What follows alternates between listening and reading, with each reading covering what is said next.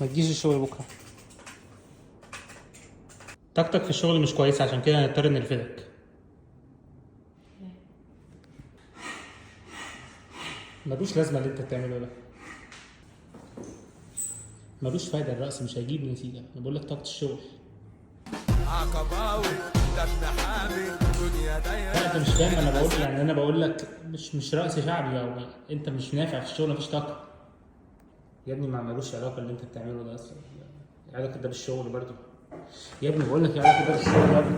يا ابني بص يا توني، تعالى هنا، امضي هنا وخد حاجتك وامشي يلا. هجيب قلم. شوف، خد تعالى.